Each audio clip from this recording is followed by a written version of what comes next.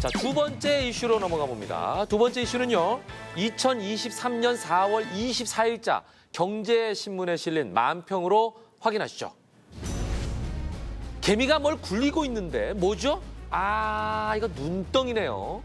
그런데 그 표정이 심상치가 않죠? 바로 이 모습이 주가 하락에 B2가 눈덩이처럼 커져서 그 빚에 깔린 B2 개미의 모습이라고 합니다. 한간에서는 지금 국내 증시는 B2로 달리고 있다고 해도 과언이 아니라 B2 개미들은 이게 잘 굴러가야 버티지 않겠습니까?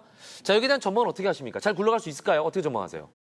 기존에 B2 물량이 가장 많았던 거는 바로 2차 전지입니다. 네. 2분기 실적 발표 이후에 뭔가 좀 실적으로 확인되거나 해서 좀 이제 단기 반등이 나오는 경우에는 시장의 수급이 상당히 좀 좋아질 걸로 보여지고요.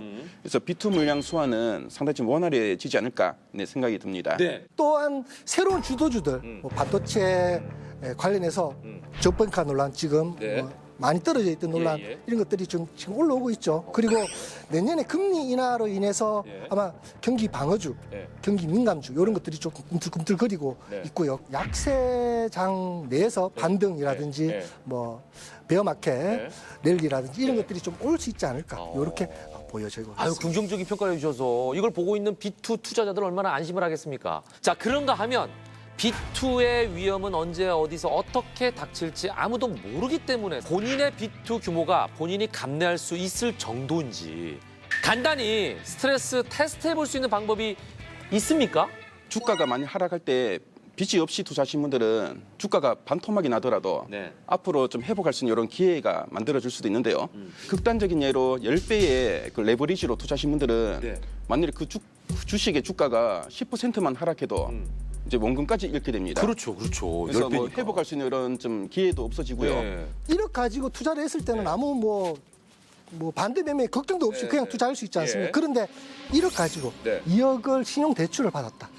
그래서 총 그러면은 3억을 가지고 3억을 3억 가지고 만들었는데 투자를 한다면 3억 수익 중에 나면 좋지만 아마 10%만 빠지더라도 내 자금의 1억에 대한 10%면 1,000만 원, 그렇죠. 2억에 대한 10%면 2천만 원, 네. 그 합쳐서 3천만 원 그냥 빠지고 그래서 한 30%가 빠지는 거예요. 어떤 종목을 하느냐 이게 가장 중요합니다. 올라갈 수 있는 그런 종목들을 하느냐 또는 이 B2 규모를 감내할 수 있는 부분들이 좀 적거든. 그래서 확신을 가지고 있는 확신 여부가 가장 중요합니다. 그래서.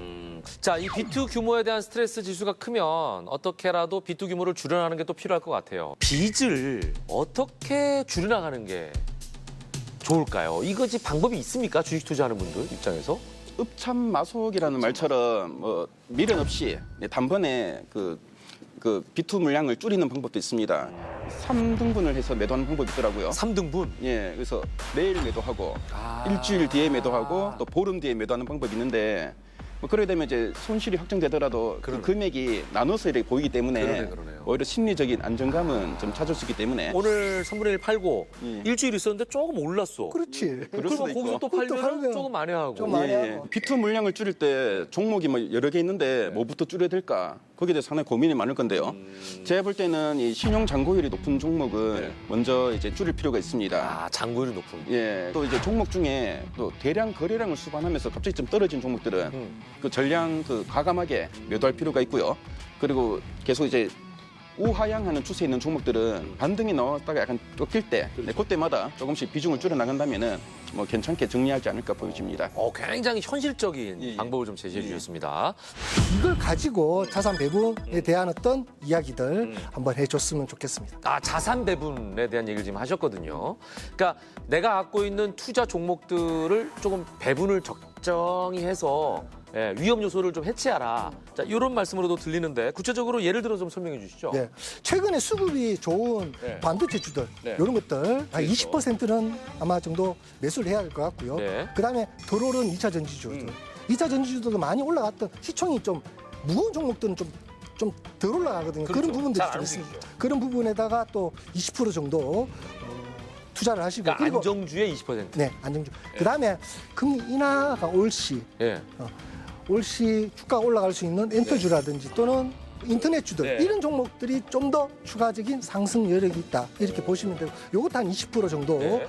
한중 관계 개선 관련주들. 예, 예. 그래서 이런 종목들 대표적으로 화장품주들이 예, 되겠죠. 예. 그래서 이런 종목들도 요즘 종목들 한 10% 정도는 담아 놓으시면 추가적인 상승 여력이 있지 않나. 그리고 이 상승을 확신하는 종목들을 가지고 비투 투자하는 경우가 많기 때문에 그렇죠. 목표가 오면은 무조건 수익 내고 반틈은 수익 내고 반틈 가지고 또 얼마 그때 대해서 또 다시 목표가를 잡으면 되니까. 네, 네. 그다음에 손절 라인. 손절 라인 못 지켜서 그러니까 미련을 두면 안 돼, 미련. 그러니까 미련입니다, 미련. 근데 그걸 손절 라인을 확실히 정해가지고 투자를 해야 된다. 이렇게 그러니까. 보시. 지금까지 비투 규모를 축소하는 방법을 말씀드렸는데요. 네. 마지막으로 행운의 선물 같은 대박 종목을 알려드리는 게 인지상정일 같습니다. 오! 올 하반기는 물론 내년 이후에도 가파른 실적 성장이 좀 기대되는 종목인데요. 예. 첫 번째 힌트 키워드는 흑자 전환입니다. 요번에 흑자 전환하는 거예요? 예. 올해 하반기 목표 시가총액은 내년 순이익이 500억 원인데요. 500억 원 대비 한 8배 수준이 예? 네, 4천억 원 정도가 좀 예상되고요. 시가총액이 네, 현재 시가총액이 얼마냐면은 예? 2,315억 원밖에 안 됩니다. 50% 정도밖에 안 되네. 예, 상당히 좀 저평가됐다라고 보시면 되겠고요. 예.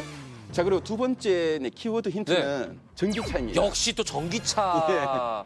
이 업체는 최근에 전기차 그 핵심 부품 업체에 최대 주주로 등극했는데요. 자회사가 공급하는 전기차 핵심 부품은 중국이 전 세계 공급량의 90% 이상을 차지하고 있습니다. 그래서 이 자회사인 전기차 핵심 부품 업체가 중국 공장을 원래 이제 한국으로 모두 이전할 예정인데요. 네. 이제 이전이 완료되면은 향후 한 2년에서 5년간은 네. 가파른 실적 성장이 전망되고요. 예. IRA 법안의 또 수혜도 기대되는 종목입니다. 여기까지. 자, 여러분의 계절 업그레이드 해줄 황성수 전문가의 레벨업주가 궁금하시다면 카카오톡 채널에서 만렙 박주식을 검색한 이후에 반드시 프렌드, 친구로 추가해 주시기 바랍니다. 그리고 한 가지 더 있죠? 다른 레벨업 가이드들도 궁금하시다면 크존을 다운로드 하시기 바랍니다. 하지만 모든 투자의 최종 판단은 여러분의 몫이니만큼 현명한 투자하시길 거듭거듭 강조드립니다. 여러분의 계좌까지 함께 키우기 위해서 만렙 박주식은 다음 주에 더 핫한 주제로 찾아올 것을 약속드립니다. 지금까지 함께해 주신 여러분 고맙습니다. 오늘도 레벨업 3, 2,